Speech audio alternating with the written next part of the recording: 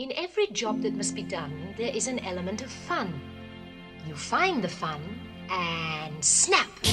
The job's a game. Now then, what'd be nice? We'll start with raspberry ice, and then some cakes and tea. It's that Poppins woman. She did it. I know the very person you mean. We were developing many of the chapters that we were exploring to see which other chapters you might use. The songs that were selected were really the very cream of all the things we were doing, and they really were story. Each song had a story. Part of the story was being told through the song. The biggest word you ever heard, and this is how it goes. Oh! WDW Radio, your information station. Hello, my friends, and welcome to the WDW Radio Show, your Walt Disney World information station. I am your host, Lou Mongello, and this is show number 345 for the week of December 15th, 2013. I'm here to help you have the best possible Disney vacation experience and bring you a little bit of Disney magic wherever you are with this podcast, my videos, blog, live broadcasts, special events, my Walt Disney World trivia books, CDs, and more. You can find everything over at WDWRadio.com. This week's show is brought to you by Audible.com. It is a very busy time of year for everybody. We don't always have time to sit down and read a book.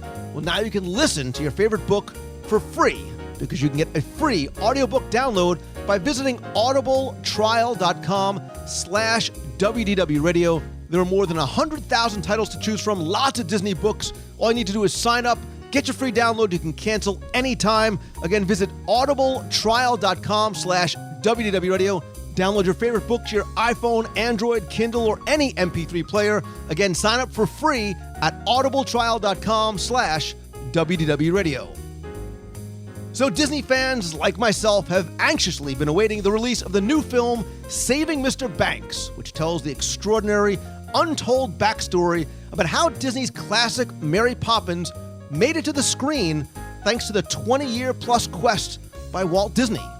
So this week, we're going to pay homage to the film by looking at Mary Poppins not on the screen, but in the parks, as we seek out Mary Poppins in Walt Disney World.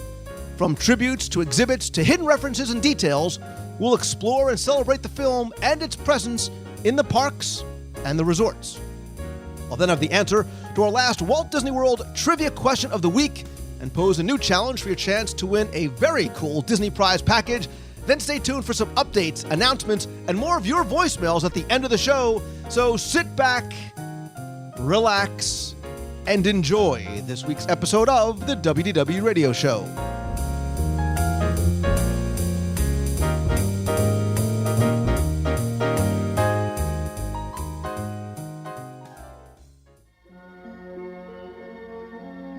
Mary Poppins was the perfect cast, the perfect creative team. I mean, my praise goes out to so many people involved in that film, from Bill Walsh and Don DeGrati, who did this incredible script, and Walt himself, who was hands-on the whole time, pushing everybody and pushing and creating the final product.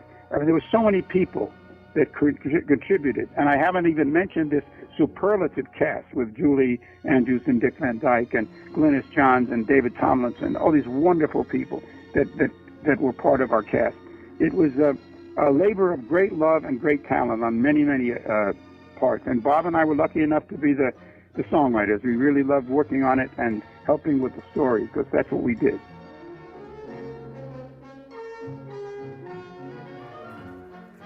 As Mary Poppins prepares to celebrate its 50th anniversary, Disney fans, film buffs, and Walt Disney enthusiasts are eagerly awaiting the release of the highly anticipated film, Saving Mr. Banks. And while a lot of us understand that it was Mr. Banks that needed saving and not the children, not everybody knows the full story of just how Walt Disney convinced P.L. Travers to make a film out of her stories. So as we celebrate all things Mary Poppins, I got to thinking about not saving her, but finding her. So this week, we're going to step into the sidewalk chalk and virtually explore the Walt Disney World Resort and find Poppins in the parks. And joining me on my journey today is a man who knows that in every job that must be done, there is an element of fun, And he who likes his slippers, sherries, and pipe promptly at 6:02. He is, of course, author, historian, and all-around nice guy, and most importantly, my friend, Mr. Jim Korkis. Thank you, Lou, and I am an expert because I'm popping out of my shirt here after Thanksgiving and with Christmas just right around the corner with all those goodies that are just available during the holidays, and so it's like, well, I better have that eggnog because if I want it, in August, there's no eggnog to be had. So I think this is great to go about finding Poppins in the parks because I think people are going to be very surprised at how many Poppins references there really are. Well, I think when you think of Mary Poppins in the parks, you probably picture her in her sort of white Victorian era dress and her hat, on in Magic Kingdom or possibly over in Epcot. But you're right. I think there's a lot of other places and references to her and the film that we'll find. But and again, it's timely too. Saving Mr. Banks is coming out. The DVD releases, out of the vault on December 10th, and we can't sort of understate the film and just how important it really was. I think it probably, many consider it was Walt Disney's greatest film achievement, groundbreaking in terms of film history. And I think what a lot of us are excited about is understanding the story of just how important and why it was important for him to make this film and what it took for him to get it made. Absolutely, and in fact, Mary Poppins, even at the time, took everybody by surprise. Even the traditional film community in Hollywood were thinking, well, this is the guy who produces Shaggy Dog and Absent-Minded Professor and all of this. And in fact, Walt had produced a musical, Babes in Toyland, which was pretty much a dud. If you take a look at it, it almost looks like it was filmed on a stage, and the characters don't flow well together, and the songs really don't stick out. And then it's like, so where the heck did this come out from left field? That one of the most nominated Disney films of all time, one of the most awarded Disney films of all time, and by golly, it's just even talking about it is wonderful. And here we are at Disney Hollywood Studios today, and in the background, of course, we're hearing that holiday music, which I love. There's a radio station here in Orlando that runs holiday music 24/7. So during these few weeks, I always have that on my car radio. But I'd certainly like to hear some Poppins music in the background because here at the studios we have the American Film Institute little museum over there, and that they have a running list there, and of the 100 greatest musicals, Mary Poppins is number 6. Of the 100 greatest songs in movies, number 36 is Supercalifragilisticexpialidocious. So on that, you want to start here at the studios and look for Poppins? Sure. Let's start where we are, and then we'll make our way to the other parks and talk about what is and what was, and maybe almost what could have been in some of the other parks as well too. I think when you think of Disney's Hollywood Studios and Mary Poppins, the first thing that is going to come to mind is Great Movie Ride. And I think for a lot of people, obviously, it is the audio animatronic scene, which is that final in the musical genre, that Chim Chim Cheree, the only Disney film, by the way, that is an audio animatronic form in there, and I think they picked obviously a good one. But there's actually a lot more in and in front of Great Movie Ride and of course we lost some things in there as well too. Right. Well, you and I were just standing out in front, and the showcase right to the right of the Great Movie Ride in there, and it's been there since the attraction opened, is they have these beautiful enlarged black and white photos of the premiere. So you can see Walt, you can see Julie Andrews, you can see Dick Van Dyke. You see Dick Van Dyke with his carousel horse, which has that very distinctive chin because sculptor Blaine Gibson purposely carved the horses to resemble the people who were going to be riding them. There might be a few confusing things for some folks. Over on the left-hand side, there's Julie Andrews posing with some chimney sweeps, but also these two guys who are follically challenged on their head, as I am getting close to being. And those are actually two top executives from Technicolor, because right next to Grauman's Chinese Theater, they set up these white tents to create an English garden. And so they had chimney sweeps, they had the penguin costume characters walking around, they had Pearlies playing the music. So that's why she's posing with those two gentlemen there. You'll also see Walt with Lillian, and they've got big smiles on their faces. But something that always took me aback was they actually have real artifacts from that premiere. You saw those, right? I did, and I always thought that they were reproductions. Like a lot of things, there's tickets in there, and there's the police pass, and obviously I felt that a lot of those were reproductions, not something that came from that Thursday night premiere. Well, and again, in some ways, it was cheaper, I guess, to bring out the real stuff than to reproduce it. There's also two woven banners there as well, and I think probably one of the reasons those were brought out in '89 was when Disney MGM Studios opened. The fact was they wanted to showcase actual props, actual things from the movies, and really create that film atmosphere, an atmosphere that I feel is slowly disappearing at the park, and will continue to do so with plans for a Star Wars land or a Pixar place. And so I will be sad to see that go, but I revel in the time that we have with it. So I wonder how many people have actually taken some photos of that. And I know I harp on that, and I don't harp on that to be holier than thou. I'm trying to remind myself. I came 3 hours earlier today just to walk around the park to try and see some things, and things are gone. Things have disappeared. And how many people don't? We were standing there for a little while talking. Nobody walks over to those windows. And again, these, for people who don't know, they're out front of the theater, right behind the stores. Are out on opposite sides of the courtyard of the handprints. On opposite side, one is a window dedicated to Jungle Book. On the right-hand side is Mary Poppins. Nobody, Jim, stops and looks. And I think there's probably very few, even less people, certainly, that stop and take pictures and sort of appreciate, that sort of bit of movie history and Disney history. Well, and we've certainly found that with the handprints. Another Mary Poppins connection is out in the forecourt, as you have Dick Van Dyke's handprints. And right above his is the slab for Mary Tyler Moore. But there is no Julie Andrews slab there, unfortunately. And I would have thought that would have been a no-brainer, but that's not there.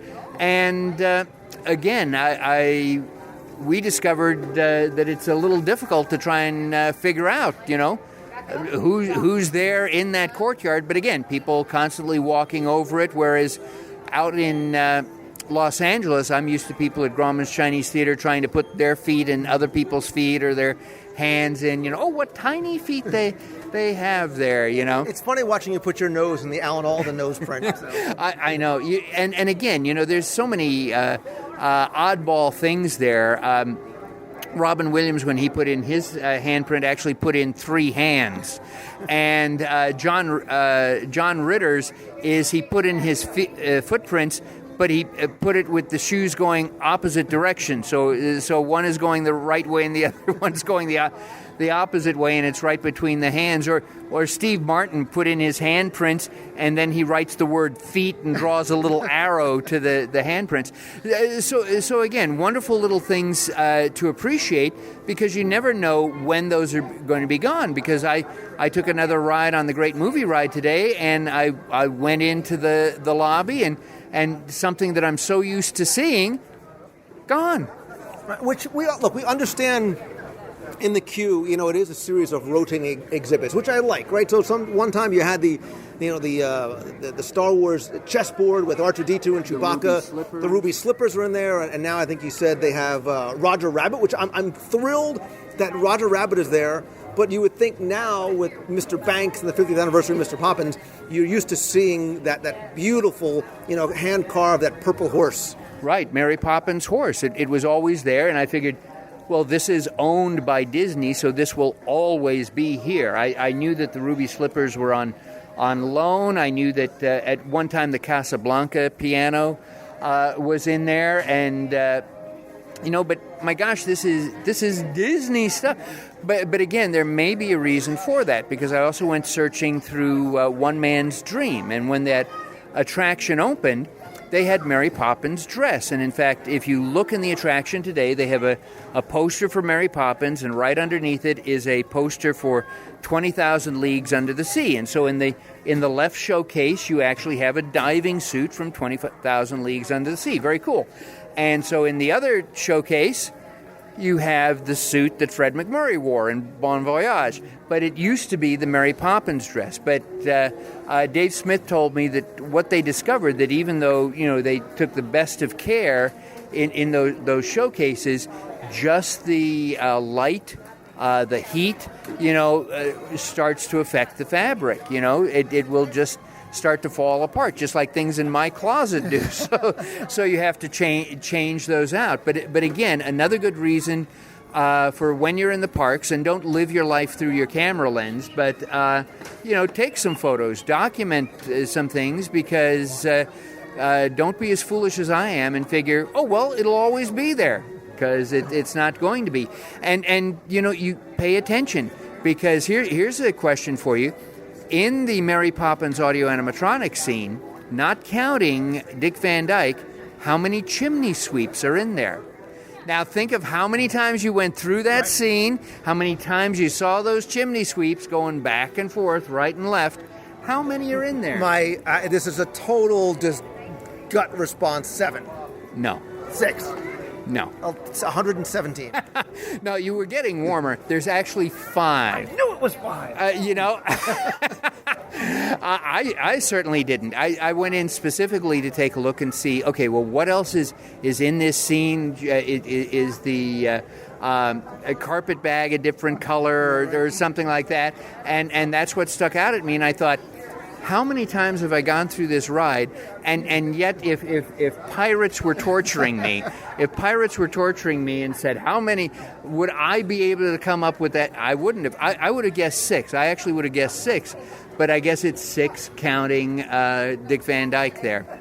And the one you missed, which is 7. So that's how you get to 7. But, I want to quickly go back to the dresses, the Mary Poppins dresses, because one thing I was really happy to see was during the D23 Expo this past summer out in Anaheim, D23, the Treasures of the Archives exhibit, had an entire room devoted to Mary Poppins and had a lot of those dresses out there. So I was much happier to see the Mary Poppins dresses than I was the Teen Beach Movie costumes. I think it was a little bit more film history, and that was the one thing that I sort of had that emotional attachment to. I think a lot of people are sort of spending more of their time, so it was nice to see them bring those back out there. So you'd like to see women in a Mary Poppins costume from neck to toe rather than the Teen Beach costumes. And Teen Beach, I thought Teen Beach Movie was pretty cool. My kids love it. But look, Mary Poppins is Mary Poppins, and I say this all the time. This is not meant to name drop, but of all the amazing people that I've met and had a chance to talk to, present company included,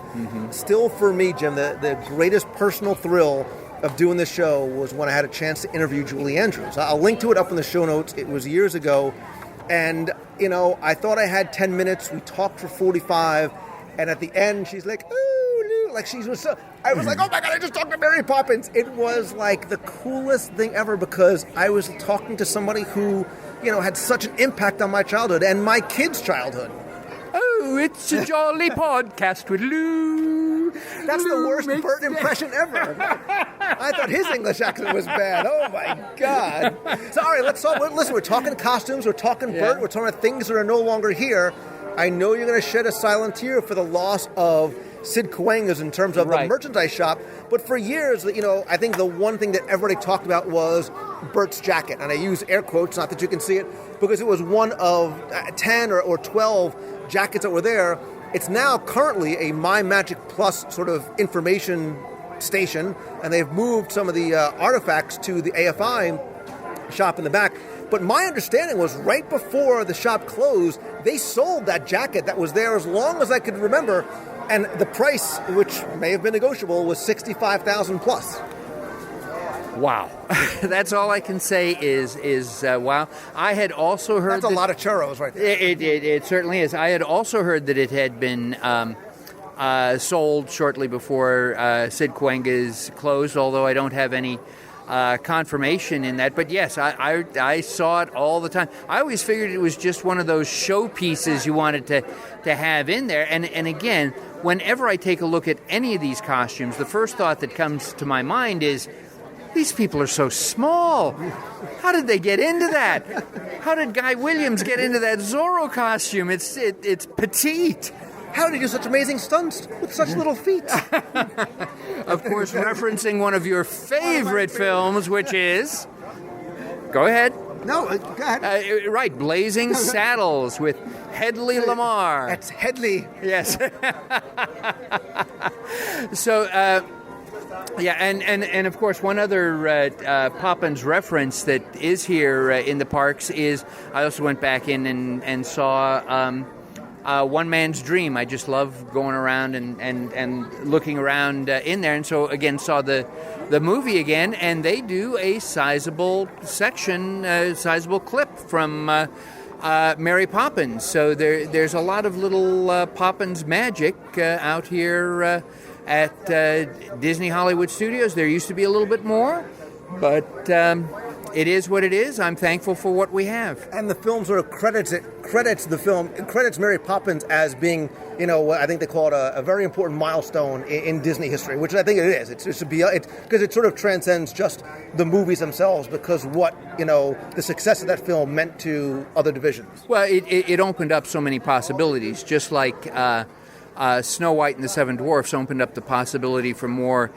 feature-length animated films. It also supplied the money so that Walt could build the studio in Burbank, move from Hyperion to, that wonderfully designed studio there. Mary Poppins, the same way. Mary Poppins actually created the manufacturing division of Imagineering. It was called MAPO, M-A-P-O, for Mary Poppins. But instead of going to outside companies for manufacturing and construction, you could keep that in-house, and that came from the money from Mary Poppins, as did so many other things. I don't think people realize how almost on the verge of financial ruin Walt was continually, but then something would come and hit big, and boy, it just opened the doors, and Walt always reinvested that back into the company there. Yeah, I think you're right. I think a lot of people don't know, about him going bankrupt. And again, like you said, sort of as soon as he had a success, he sort of would mortgage everything for the next thing that was on his plate. Well, and at the time, again, it was so successful, you just didn't have Tinkerbell flying the castle to the Matterhorn. For a brief time, they had Mary Poppins doing that at Disneyland out there. So more power to her. That does not seem to be something I would like to do. Potential Tinkerbells, what they do is they, over here in Orlando, is they take them out behind the Magic Kingdom, and they have this 150-foot high crane, whatever, and they tie the person on and yank them straight up in the air. It sounds like there's a punchline coming after it, but no, that's right. No, it isn't. Other than God bless you, Tinkerbell. That's all I can say. Well, then let's go from the studios over to the Magic Kingdom, because I think this is where a lot of people, when you think Mary Poppins, your first impression is Town Square, Main Street, USA, Victorian era. This is where she very much fits in. But she's also been in some of the parades as well too. Celebrate Dream Come True, Spectral Magic, rest in peace. She was on there as well too. I also remember, I think, and I'm sure you do too, many, many, many moons ago, early 70s, back at the old Fantasy Fair stage in Fantasyland. They used to have the Pearly Band. They were also sometimes in Town Square, too, but the old Pearly Band from the cartoon section. Yes, absolutely. No, I remember the old Fantasy Fair stage back there when I was a friend of Merlin the Magician. Is that you doing Dick Van Dyke? Oh, no, that's right. That was your Merlin. Every time I do a bad accent, it's an homage to Dick Van Dyke. But yes, Merlin's hideout was right around behind the Fantasy Fair stage there, and yes, so Mary Poppins was in the Easter parades too, dancing down Main Street. You know, it's just incredible. And then of course that wonderful parade that Kevin Kidney did at Disneyland, and so they're riding on the carousel horses, you know, down the street, which I thought was very clever.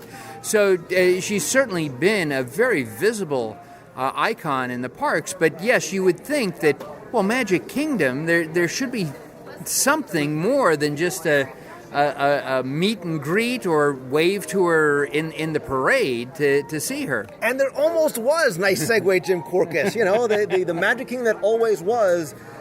People might be shocked and amazed that there were plans for a Magic Kingdom attraction that would have taken the place of Peter Pan's Flight, of all things.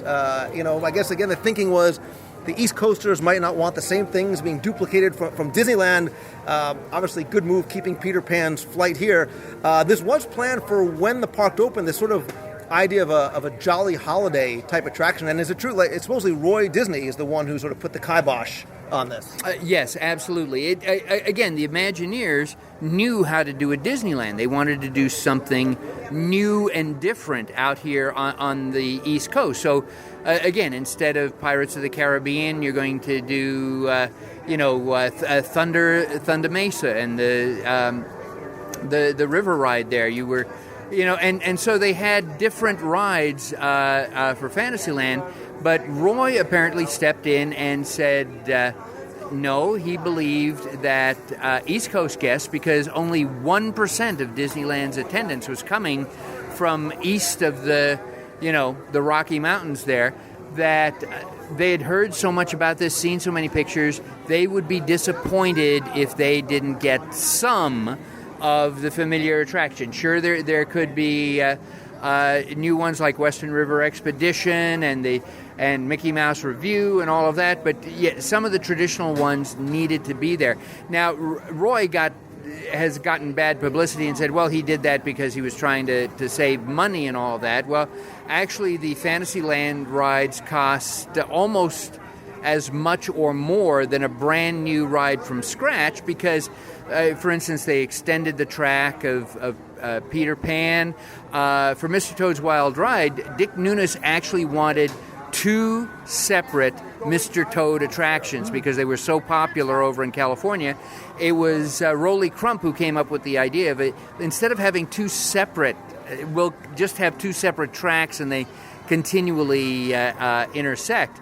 And I talked with Tony Baxter just a year or 2 ago, and he confirmed. He said, no, the decision to go with the traditional rides was not to save money, but because Roy really did feel he didn't want to cheat East Coast visitors. But now the Jolly Holiday ride that was going to be in the place of Peter Pan, I think there were 2 different versions they were playing around with, right? Right, so my understanding is that there was a lot of concepts, one of which was supposedly Tony Baxter's. One of them had the carousel horses riding through the chalk drawings, a la from the movie. Another one was more of a flying umbrella over the rooftop of London type attraction. Yes, using more or less the same technology and concept of the Peter Pan ride. Now, I've seen 2 different versions of that. One is where the umbrella is inverted, so you're sitting in that. And another where it's a hanging umbrella, but the hanging umbrella is on some type of ride vehicle, so you're caught on the edge of Mary Poppins' umbrella and you're flying over the rooftops of London. And Tony Baxter's audition piece to become an Imagineer was a Mary Poppins ride. He came up with this sort of little game that could be transformed into a ride, and that was his audition piece that got him his job as an Imagineer. See, and I would listen. I hear legendary stories about Tony Baxter's house and the mock-ups and the models that he's made, and I have some friends who have visited. I'd love to see sort of what his first incarnation of his idea of what a Mary Poppins attraction would be. And we're going to talk more about that, because let's sort of jump over to Epcot. Again, you can meet Mary Poppins over, appropriately enough, outside by the United Kingdom. I believe she's still part of... Does she still do the storybook dining over in Akershus? I believe so. But I think, Jim, when people talk about the Mary Poppins attraction, they think about the Magic Kingdom version, but they don't also know that there was an unbuilt ride concept for the UK as well. Yes, and before I let you share that, because I know people are sitting on tenterhooks at home or at this time of year, maybe on sugar plums and something like that. Before we get too carried away, because constantly when we're talking, we just bounce off of each other and, oh, yes, and this, and oh, yes, and that, and all of that. In the back, where the gazebo is and where that little sort of maze area is, if you take a look at those buildings, that is Cherry Tree Lane. The Imagineers were looking at the blueprints for Mary Poppins because so much research was done in order to make that accurate. And so that row of houses there is actually... Cherry Tree Lane, where Mary Poppins would come to visit. And, of course, once it was done, Marty Sklar, who's the big Imagineering head honcho, was out there, and he says, well, that's wrong. And they're all looking, and they're going, we followed the dimensions, we followed the blueprint, what could... And he goes... there's no soot on the chimneys. If somebody was living in the house, there'd be soot. So immediately, Imagineering put some soot on the chimneys so that to the casual passerby, you look and everything seems right. So it goes with that. But tell us a little bit more about this Epcot attraction, Lou. Well, I want to sort of preface it by, when we talk about Epcot and when it first opened, I guess the complaint was that Epcot wasn't kid-friendly, right? There was no rides for kids. There was nothing for kids. But there were a lot of concepts on the tables that never made it in. There was an Alice in Wonderland attraction. A Pinocchio Village was going to be in Italy, which I would have loved to have seen. And there was going to be a Mary Poppins attraction in the back of that area. Again, sort of where the gardens are, with a bandstand. And that would have sort of been the beginning of the queue that would have taken you to Cherry Tree Lane, past Admiral Boom's house. He and Mr. Binnacle will be up there firing off the cannons and talking down to guests in audio animatronic form. You'd hear Mr. and Mrs. Brill yelling at each other on 17 Cherry Tree Lane. And as you walk through, they would have these chalk drawings on the floor. You'd continue on, and there'd be some on the wall, and you'd be able to walk through the center, chalk drawing of this English countryside. And once you would have been in this room, you would have had projections on the walls of flowers turning into butterflies. You'd walk over this bridge, over a little stream, into a loading room that would have a carousel of horses that you would board, or a bench. So if you were unable, for mobility issues, or you just didn't want to ride a carousel horse, you could hop on the bench. And then the wall opens up, and these horses and the benches leave the carousel because Bert and Mary Poppins are there, and they're talking to you, and they're inviting you to, Mary Poppins says, oh, who says we're not going anywhere? And you come off the carousel and go in. The wall opens, you go to the fox hunt and the horse race and supercalifragilisticexpialidocious. Mary, Bert, Jane, and Michael are in there. And then the end of the attraction, which I would love to have seen, is, the rain would sort of wash the chalk away, and you'd end up back in England for that Mary Poppins meet and greet. We could do 2 or 3 shows just on attractions that were never built for Epcot. Yeah. Just Epcot. All of those plans there. Yes, there was a great debate at the time of how much Disney should be in there, and how authentic should you be to the host country. That came up again several years later after the building of the Morocco Pavilion. One of the things that Epcot management wanted, and in fact the Morocco management wanted, was a meet and greet area for Aladdin and Jasmine. And there were some Imagineers who just dug their feet into the ground and said, absolutely not. Agrabah is an imaginary place. Morocco is a real place. You cannot combine the two of them together. But again, this was something that guests wanted. This was something that the management wanted. They could see that this was a guest satisfier and all that. And so Imagineering eventually came up with a what they considered a compromise. Is they created a rock that had the magic carpet on top of it, and so yes, Jasmine and Aladdin could stand in front of that, and that would be the the one piece of Agrabah that seems to have magically detached and floated to this. Well, of course, they don't worry about such things now. You go. They just flew in from Agrabah, and and boy, are their arms tired. But. Yeah, so now they have them, and they tried to hide them in the back by the restaurant. The restaurant, by the way, is just magnificent, but because it's back there, it doesn't really come to people's minds, or I think some people worry about, is this going to be too spicy, or is scary. This it's right, scary. Exotic? Yeah, and it's not. I've eaten there, and believe me, I'm a very meat and potatoes simple kind of guy. But you also like belly dancers at your table too, so it's a good compromise for you as well. Well, and then you go, should I be looking at the belly dancer? Should I not be? And the belly dancer is dragging me up to humiliate me in front of all these. Oh, you and I have to go then. Then we have to dine there one night. Well, as I said, I've still got my belly. Yours disappeared with all these egg whites and granola and whatever else it is you're eating there. But yes, in Epcot, there was always that, what is Epcot, and what do we want? For a while there it was marketed as the Discovery Park, but in terms of the Mary Poppins attraction, the big debate really was, well, is this appropriate? Are we Disneyfying, the UK? We want to be true to their heritage and all of that. But anybody who's been to Epcot now know that a lot of changes have gone on, including the costumes for the American Adventure. Right, and obviously we see the characters there now. We've heard the stories about Michael Eisner coming in and saying, where is Mickey Mouse? Why, and they want sort of that differentiator that they wanted. Obviously, something like you said that guests really wanted. We see a lot of characters now throughout the pavilions. Look, you wonder what could have been. And I know we've both sort of given talks and presentations on, the World Showcase that almost was, in the terms of the attractions that were there, what they would bring in terms of thrills and characters and some of the films. So before we move on, so let me ask you, we talk about the attraction that almost was in Magic Kingdom, the attraction that almost was in Epcot.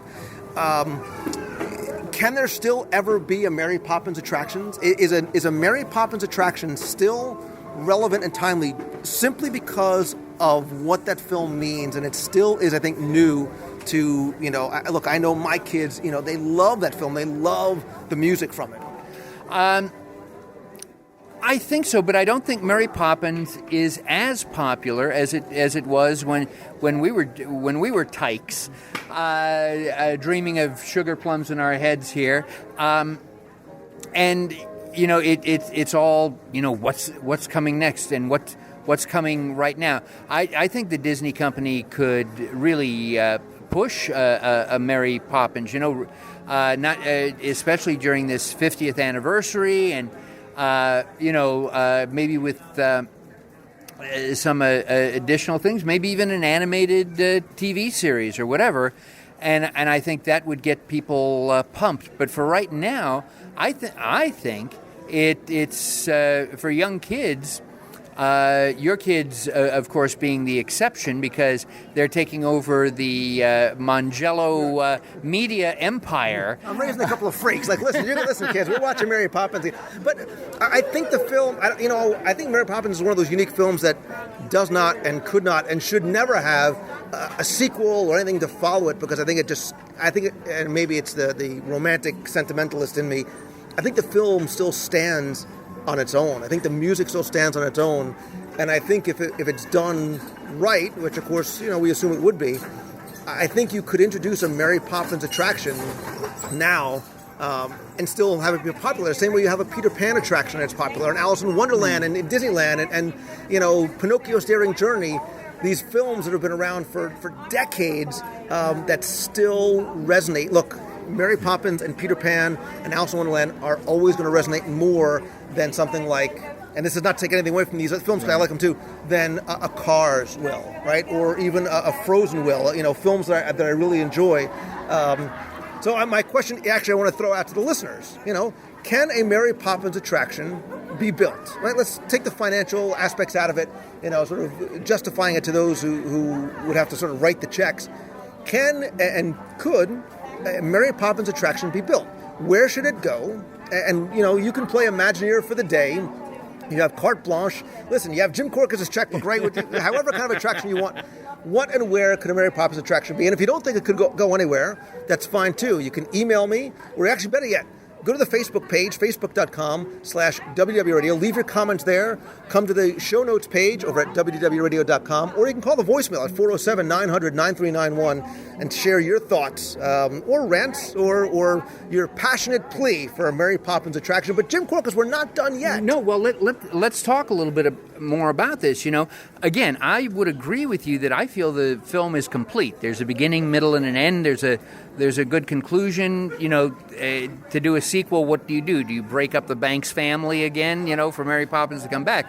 But P.L. Travers wrote a lot of different stories, and in fact, one of the ideas that was considered, and the Sherman Brothers wrote some songs for this, and Disney considered it for a sequel they were going to make to Mary Poppins in '87, is that Mary Poppins had a magic compass and would go to different parts, of the world. And so maybe an attraction based on that. It could be that. And in fact, if any of you guys want to bone up on your history, go pick up a copy of Vault of Walt Volume 2, because there's a whole chapter devoted to the history of the creation of Mary Poppins and some attempts that Disney tried to do afterwards, which included having Michael Jackson as a chimney, actually as an ice cream seller, helping out Mary Poppins doing this. It's like a Mary Poppins version of The Wiz. And again, if you're going to do a Mary Poppins, who do you have do Mary Poppins now? Carrie Underwood's doing a version of Sound of Music, and Julie Andrews sent her a wonderful letter of support, but she's getting tons of hate mail from people do you think you're better than Julie Andrews, and only Julie Andrews can play Maria in The Sound of Music. If you say Miley Cyrus, this conversation and our friendship is over, just so you know. Oh, Miley Cyrus is a whole nother. Where do things go so wrong? Anyway, is a whole nother topic of conversation. Actually, that could be a whole podcast about Disney female performers gone wrong, taking the wrong path. And why can't they all be like Kurt Russell? and of course, what happens, of course, is. That's why you have to be careful. You have to be careful when you use live-action performers, even in an attraction, because they're nowadays, especially, they're one tweet away from going south. For that. So I would be on board for a Mary Poppins ride if it were a ride the entire family could enjoy. I am up to here with all these motion control simulator rides and arms that'll toss you sideways and things like this. I will tell you that the most exciting thing I find about Avatar Land is there's going to be like a jungle cruise boat ride where everybody can be on that. You can see the things happening on shore with the technology that exists today. You can do all of that. It's just wonderful. Well, I think that's why Peter Pan's Flight still has, such long waits, because it is that simple, classic, dark ride that just the way Walt wanted, everybody in the family could enjoy. Like, it's the music and the characters and the imagery that we all remember. And I think I guess I'm making my impassioned plea for a Mary Poppins attraction that'll never happen, but I still think it could. Listen, remember, its run on Broadway was, incredibly popular, so there's still a love for that film and the stories.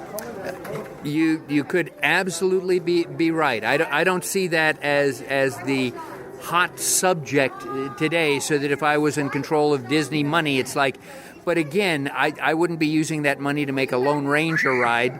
I would be making that money to do a bunch of other different things based on some recent Disney franchises. And you can hear in the background how excited people are about See, that this. kid heard me say Mary Poppins. He was screaming with joy. So, all right, let's, because I sort of called the segment Poppins in the Parks, and that's a bit of a misnomer, because obviously Mary Poppins, the film and the characters, can be found outside the parks, too, at one of my favorite, and I think still one of the most beautiful resorts on property. So you're talking about Animal Kingdom Lodge and Mary Poppins being eaten by a giraffe. Is that it as she flies by? Is that what? No, I think you're talking about... I've only seen part of this. I've seen the Grand Floridian Resort, but I haven't seen the extension, which I've only seen pictures, but you've been there in person to see this, right? So I have. So at Disney's Grand Floridian Resort, the new Disney Vacation Club section really sort of embraces this Victorian-era feel that the entire resort has, and Mary Poppins is such a natural fit. There's so many beautiful elements of both Mary Poppins, actually, and Dumbo, and some other films as well, throughout the lobby, throughout the rooms as well. So in the lobby, you're first hit with this beautiful bronze fountain with the tuxedo penguins, and it's very playful and it's very whimsical, but it still retains that sense of elegance. There's some miniature carousel horses in there as well, too. If you look very carefully at the elevators, the umbrella actually acts as the floor indicator. So it's a very small, subtle detail, but when you find it, it's one of those nice touches. And in the rooms, and again, it varies depending whether if you're a studio or a one-bedroom villa, you'll find everything from artwork on the walls to silhouette cutouts. There's some very Victorian-themed songbooks for Mary Poppins, as well as Happiest Millionaire, too, is in there as well. In the one-bedroom villas, they actually have a pull-out Murphy bed, and when you pull the bed down, some have Dumbo and other ones have this beautiful artwork and the lyrics appropriately left to stay awake. Oh, that's wonderful. And again, that's one of the things that's that Disney difference is that attention to detail. And when Disney does it right, nobody can touch them when it comes to that. I'm looking forward to seeing the waiters in the fountain there. Again, I love those little characters there. They pop up in Roger Rabbit because Zemeckis loved those characters as well too. And even though he had set a timeline and said no characters after 1940 something, the way he justified that is, well, they're actual waiters. They're actual waiters in the Ink and Paint Club. They're just waiting to be discovered for this to happen. And I was just listening to some commentary on a decade ago. It's still available on Amazon, and Lou and I don't get any money from this, but there's a 2-disc Mary Poppins CD, and of course they have 41 minutes of the P.L. Travers conversations with the Sherman Brothers and Don DeGrady. Wow. This is for less than $10, so if you're looking for a stocking stuffer... I'll put a link to it in the show notes, because now I have to buy it for myself. And they also have a 1964 interview with Julie Andrews and Dick Van Dyke and the Sherman Brothers, and then they also have a Sherman Brothers interview from the 80s over at Richard Sherman's house. But... Randy Thornton, who's really a hidden Disney treasure, he's restored and saved so much of this information. He ran across the original recordings. So, of course, these are the studio recordings. In the past, a lot of these just got tossed away, just like they would toss away cells because, we already have the movie, we already have the record. Why do we need to have, the original recordings? But in the original recordings, one of the things the Sherman Brothers had planned was a battle of the bands between the Penguins and the Pearly Band. It's awesome. It's wonderful. And actually, what's really neat is, of course, there's like 7 or 8 hours or more of P.L. Travers speaking. They pick the 41 that are Disney appropriate, and if you listen carefully enough, when Richard is singing "Feed the Birds," if you listen closely enough, or your system is much better than mine, so you don't have to press your ear against it, you can hear P.L. Travers softly singing along in the back, even though she hated all of those songs. But anyway, wonderful stocking stuffer there. And, Randy Thornton really had to fight because, again, people said, who would ever want this? It's a 2-disc set, less than $10. And it's like, oh my gosh, the first is like the complete soundtrack, including a lot of the music that didn't make it into the actual movie. And then, as I said, the second disc has the P.L. Travers things, which Thornton said that when Richard Sherman brought him the tapes, it said the Poppins trials on it for that to happen. So Disney has wonderful things hiding in their little archives there, just waiting to be discovered. But yeah, the Penguins have always been a favorite of mine, and a lot of people know that Frank Thomas, of course, was the animator on the Penguins.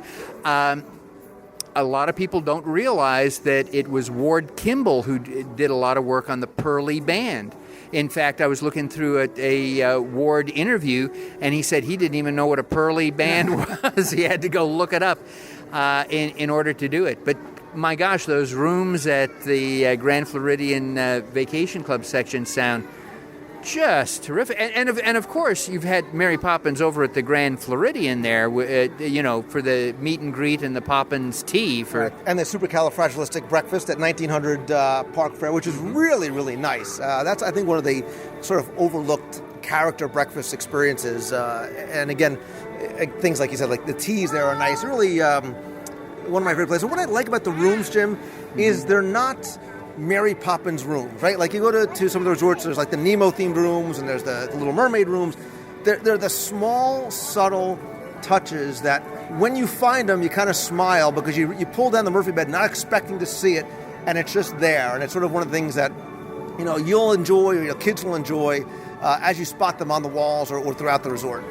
Well, see, but I'd like it to be more of a Mary Poppins room so that when I pull down the bed, there's Mary Poppins there already. I don't want the bird lady. I guess I'd have to upgrade to get the Mary Poppins room, but get the Mary Poppins, because again, Mary Poppins, even though she's so proper, I think there's that little hint of naughtiness in there that you can see. You know that P.L. Travers, one of the things that she disliked was the dance scene on top of the rooftops for Chim Chim, because she said she felt that what it was doing was it was showing Mary Poppins' underwear. And I took a look at the film, and no, you see the very, very bottom of the knickers around the knee, not the knees, the ankles.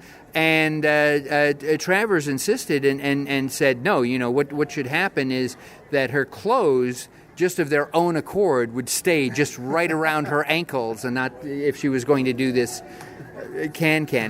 I'm just so excited to see this movie saving Mr. Banks, and I want people to remember too that even though people complain so much about Tom Hanks doing Walt Disney, and I just saw an interview with Hanks where he said, his mustache was the topic of memos, and because again his face is different than Walt, so how wide should the mustache be, all of this, and apparently his wife hated it. Nobody is complaining that Emma Thompson is doing P.L. Travers, and if you saw some of the film of Travers at that particular time in her life and all of that, I'm sure that Thompson, being an outstanding actress, captures the spirit, and I'm hoping that that's what's happening with Hanks too, is he's capturing the spirit of Walt, although he's not going to be a doppelganger for that. Thompson, in an interview, said she's just thankful that there's roles for middle-aged women now. Well, I've spoken to people who are intimately familiar with the film, who've worked on the film, who've consulted on the film, and who knew Walt. And when I hear them saying and praising Tom Hanks for his performance, look, we never met Walt, right? So we can't compare. We only see the videos that are out there. When somebody praises him and says that it's so well done, and he's got it, and he worked so hard at it, and that's, I think, the best endorsement. But, Jim Korkis, there was one other Mary Poppins reference outside the parks that you may not have considered.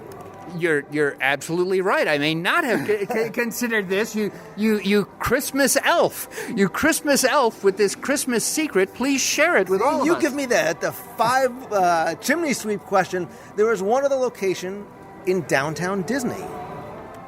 One other location in downtown Disney. Oh my gosh.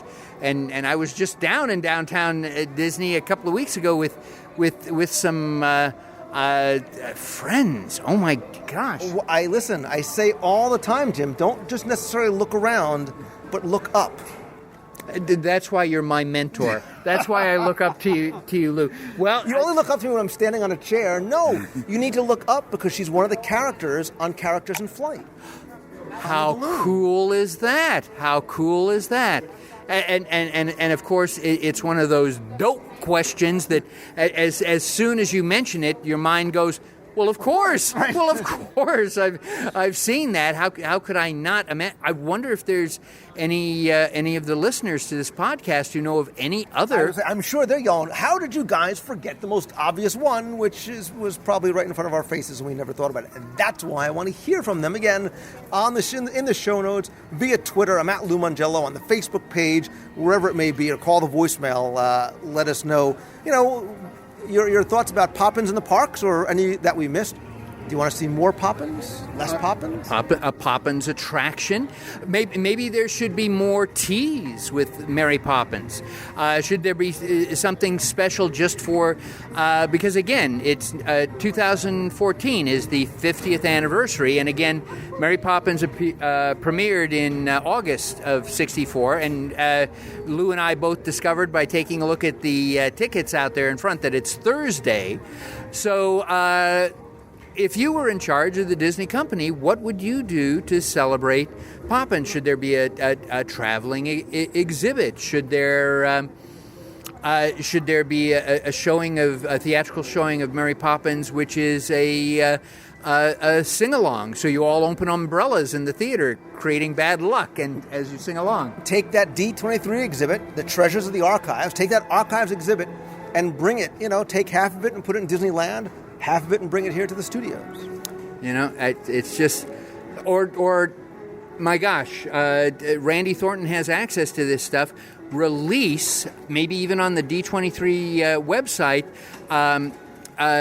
some of these Irwin Kostal, who did the score for Mary Poppins, on the soundtrack that Randy Thornton uncovered, he actually plays Spoonful of Sugar with spoons on his knees, cool. Plays the entire song. So there's all sorts of other hidden treasures in the archives just waiting to, pop out, as we say. And as I pointed out, there is a Mary Poppins chapter in my new book, Vault of Walt, Volume 2. You can go to... also a great stocking stuffer, by the way. Yes, a wonderful stocking stuffer.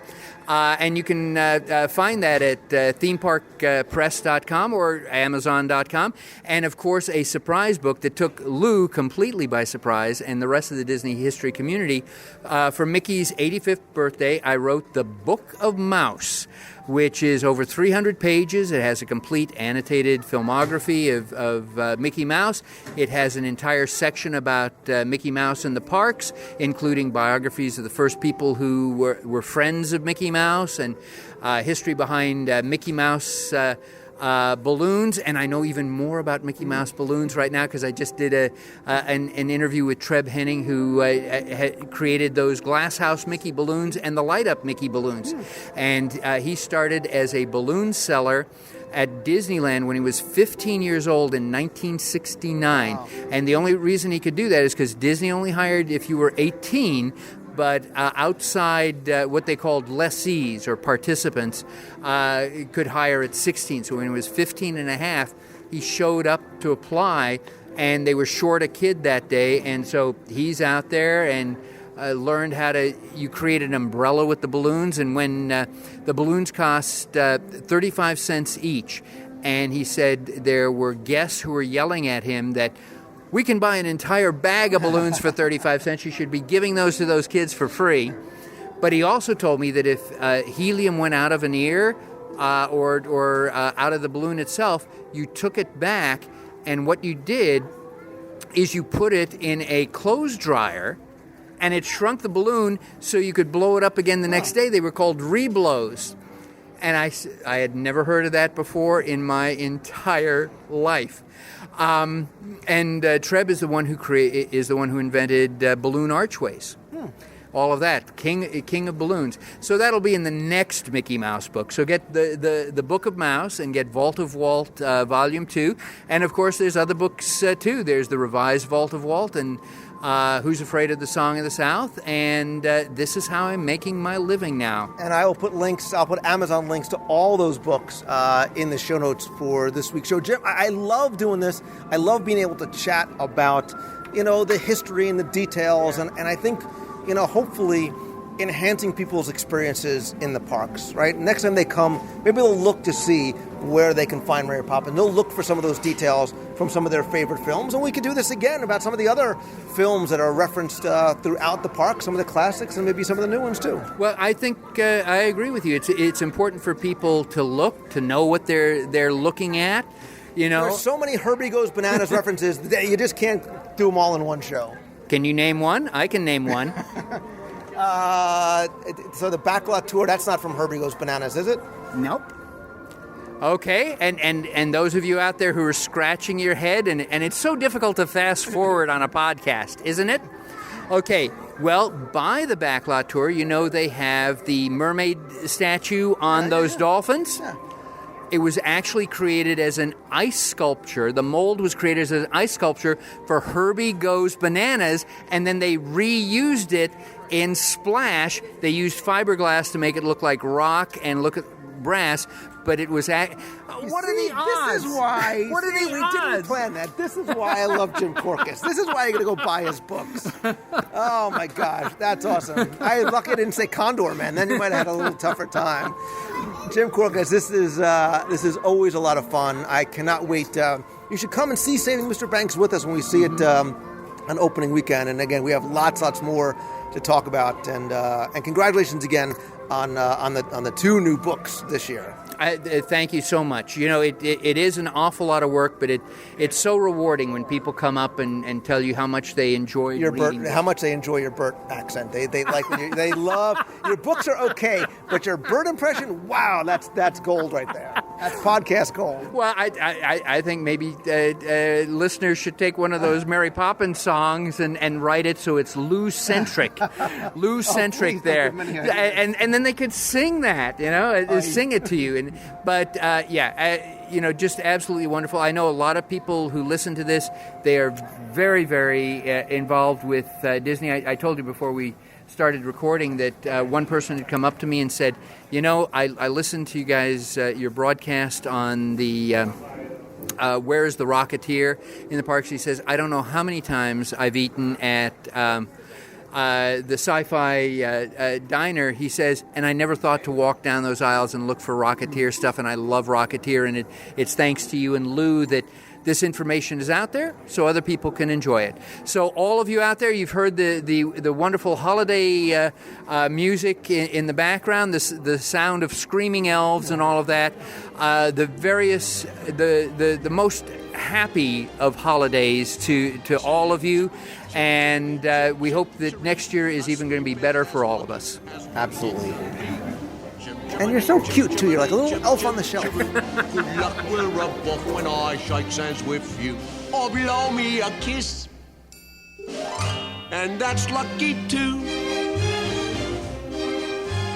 Now as the ladder of life has been strung, You might think a sweep's...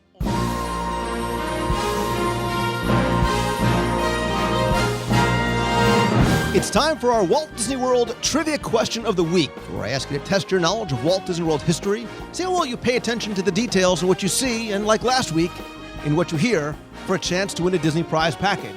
Before we get to this week's question, let's go back, review last week's, and select our winner. So last week, I wanted to mix things up a little bit and test not just what you pay attention to visually, but how well you listen as well, not just in the present, but in the past. All you need to do was identify where in Walt Disney World this clip is, or as you probably know, was from. You also managed to pull off the most spectacular mission this place has ever seen. Congratulations. Thank you, Control. And again, thanks to the hundreds of you who sent this one in, got it correct, and knew that it was from the old Body Wars exhibit at the Wonders of Life Pavilion in Epcot Center. This was a motion simulator ride, just like Star Tours over at Hollywood Studios. It ran from October 1989 until January 1st, 2007. It was actually directed by Leonard Nimoy, Mr. Spock from Star Trek, and just like the old film Fantastic Voyage, it gave you the simulation of being shrunk down to carry out a mission inside the human body. It starred Tim Matheson as Captain Braddock. Elizabeth Shue was Dr. Cynthia Lair. And again, hundreds of you got this one correct, and you were playing for all the audio tours, a luggage tag, button, and a signed copy of my Walt Disney World Trivia Book, Volume 2. And last week's randomly selected winner is Bernie Armelini. So Bernie, congratulations. I'll get your prize package out to you right away. If you played last week and didn't win, thanks for playing, but don't worry, because here's your next chance to enter in this week's Walt Disney World Trivia Challenge. So I thought we would stick with our Mary Poppins theme this week. It's one of my favorite films of all time. And as you heard, maybe back in the intro clips and on my past interviews with Richard Sherman, the Sherman brothers didn't just write the music for the film, but really helped craft the entire story. And they didn't just do that there and in other Disney films, but in the parks as well. There were a lot of theme park music for Walt Disney World and Disneyland. So this week, I want you to name for me one Sherman Brothers song that you can find or could have found in each of the Walt Disney World theme parks. So all you need to do is tell me the park, the location or the attraction, past or present, and the song. Now you may be thinking Disney's Animal Kingdom may be tough, but it is there if you listen very, very closely. So you have until Sunday, December 22nd at 11:59 p.m. to send your answer to contest at WDWradio.com.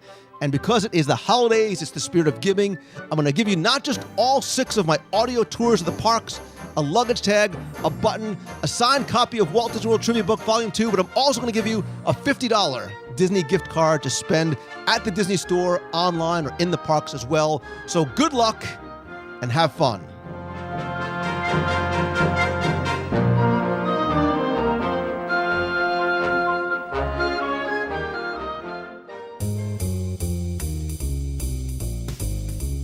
That's going to do it for this week's show. Thanks so much for taking the time and tuning in this and every week. In addition to the podcast, which you can subscribe to over at iTunes, please visit WDWradio.com. There we have multiple daily blog posts, new videos, discussion forums, our free email newsletter, and the free WDW Radio app. You can also follow me on Twitter. I am at Lou Mangello, and come like the Facebook page at facebook.com/WDW Radio. You know, I love hearing from you, so you can email me with a question you want answered on the show at lou@WDWradio.com, or call the voicemail, be heard on the air, 407-900-9391, 407-900-9391 with a question, a comment, or just a hello from the parks. And as much as I love connecting with you online, nothing beats a handshake and a hug. That's why we do so many events in Walt Disney World and throughout the country. Really excited for getting ready to announce what we have planned in Walt Disney World and elsewhere in 2014. But don't forget, speaking of Mr. Banks, our next and final meet of the month for 2013 is going to be this Sunday, December 22nd, in downtown Disney. We're going to have breakfast at the Earl of Sandwich, going to do a little sort of a holiday gift exchange if you want, and then make our way over for the first showing of Saving Mr. Banks at the AMC Downtown Disney 24. You can find all the details on the events page at WDWradio.com or our Facebook events page as well. You can RSVP there if you'd like to come. Anyone and everyone is invited. You can come by yourself or bring the whole family. It should be a lot of fun. A great way to sort of finish out the year. And again, look forward to a lot of things I'm getting ready to announce for 2014. Quick thanks to my partners and sponsors, including Mouse Fan Travel. Look, whether you're coming to Disney World, Land, Adventures by Disney, you're coming with us maybe in 2014 on the next cruise on the Disney Dream this summer, and our e-ticket event as well, too. Details forthcoming, I promise. Visit mousefantravel.com. You get the best possible prices, all available discounts, most importantly, an incredible level of personal service that Becky and her team of agents give you, all at no additional cost to you. You can find them over at mousefantravel.com.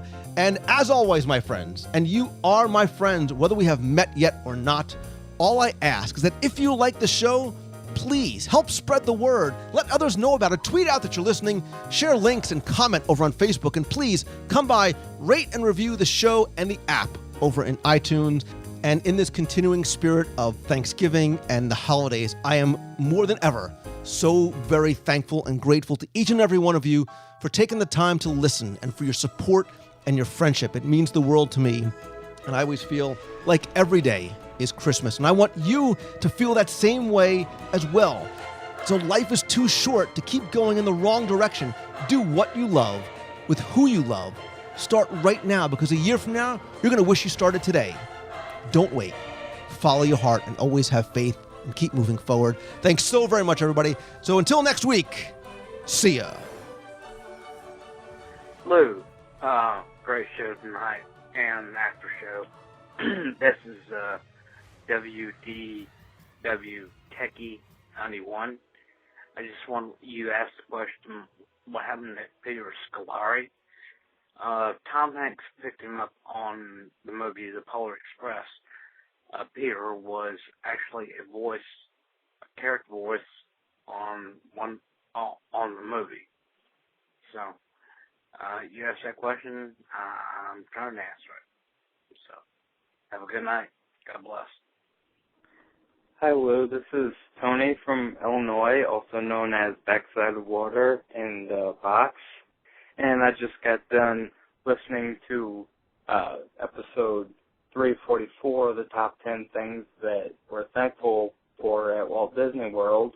And I held my breath for a little bit because I thought this is where Tim was going with it, but he didn't go with it, so I just got to say it. I am thankful to Sharon and Diane Disney, because without them, there would have been no Daddy's Day, so Walt wouldn't have been there watching his daughters ride the carousel eating peanuts, and if that wouldn't have happened, there would have been no Disneyland. No Disneyland means no Disney World.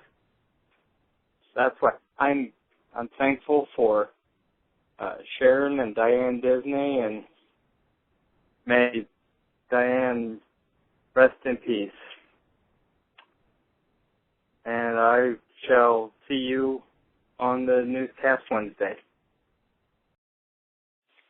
Hey Lou, this is Barry from Knoxville, Tennessee. I just got finished listening to your thankful episode about what we're thankful for Walt Disney World. I want to leave you a couple of things that I'm thankful for. First of all, I'm thankful for Epcot, and the reason that I'm thankful for Epcot in general is because when I was a kid growing up in Knoxville, Tennessee, in 1982 we had a World's Fair. That was also, of course, the year that Epcot opened.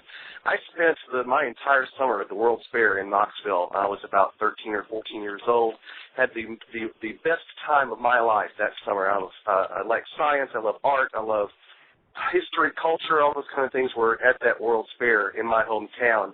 And when it closed at the end of the year, I was very disappointed, and I was always wanted to keep that with me for the rest of my life. And then a few years later, the first time I ever went to Disney World, I got to go to Epcot. And that World's Fair that I loved growing up in Knoxville was there in Orlando at Epcot Center. And I thoroughly enjoyed, and that is my favorite part to this day, because I love the culture, I love the different countries, the future, looking into the future. The entire World's Fair concept of Epcot has stayed with me to this day, so I'm really glad and thankful that Epcot exists in its form, because it reminds me of my childhood. My second thing that I'm most thankful for is the Tomorrowland Transit Authority in the Magic Kingdom, and the reason I'm thankful for that, Not only am I thankful for it because of the general quality of the ride and the peaceful tour that it takes you through Tomorrowland, but several years ago, I went to the Magic Kingdom with my family, and my son, who was about 5 or 6 at that time. We rode the TTA together in the evening, getting ready for the fireworks. It was a perfect evening. We rode that. We had been on a hard day with everybody else in the family, going and touring the park. He and I spent some very, very quality time just wandering through Tomorrowland, and rode that TTA probably 3 or 4 times together, and had just probably that is my best memory of experience of being with him in the parks. So I'm very thankful for the TTA and the quality time it gave me with my son and the great memory with the Magic Kingdom. Thank you, Lou. I enjoy your show, and hope to speak with you later. Bye-bye. You've got